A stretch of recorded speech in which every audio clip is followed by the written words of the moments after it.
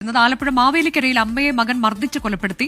കല്ലുമല പുതുച്ചിറ സ്വദേശിയും മാവേലിക്കര നഗരസഭാ മുൻ CPI കൌൺസിലറുമായ കനകമ്മ സോമരാജനാണ് കൊല്ലപ്പെട്ടത്.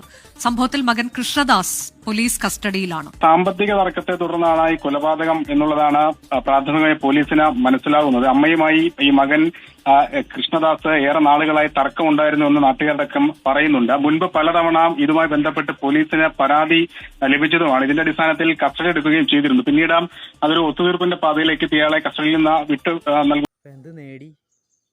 പെറ്റ തള്ളേനെ 10 മാസം തുറന്ന പെറ്റ തള്ളേനെ കൊന്നിട്ട് അവനിപ്പോൾ എന്ത് നേടി? പൈസ കിട്ടിയോ? സ്വത്ത് കിട്ടിയോ?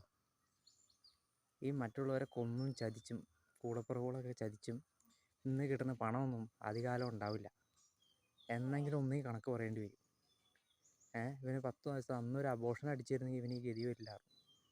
അങ്ങനെയൊക്കെ ചെയ്യേണ്ടത്.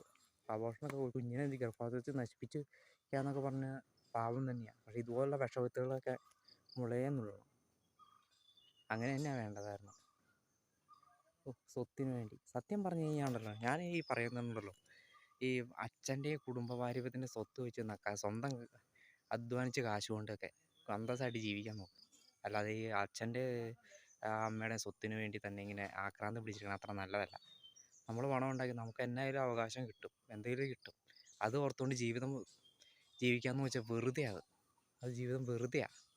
സ്വന്തമായിട്ട് അധ്വാനിച്ചുണ്ടാക്കി ജീവിക്കാൻ നോക്ക്, അതാണ് അന്തസ്സ്.